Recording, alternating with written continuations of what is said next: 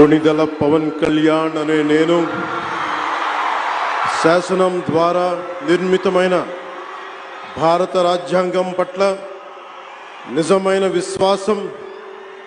విధేయత చూపుతానని, భారతదేశ సార్వభౌమాధికారాన్ని సమగ్రతని కాపాడుతానని, ఆంధ్రప్రదేశ్ రాష్ట్ర మంత్రిగా నా కర్తవ్యాలను శ్రద్ధతో అంతఃకరణ శుద్ధితో నిర్వహిస్తానని, భయం గాని పక్షపాతం గాని రాగద్వేషాలు గాని లేకుండా రాజ్యాంగాన్ని శాసనాలని అనుసరించి ప్రజలందరికీ న్యాయం చేకూరుస్తానని దైవ సాక్షిగా ప్రమాణం చేస్తున్నాను. నేను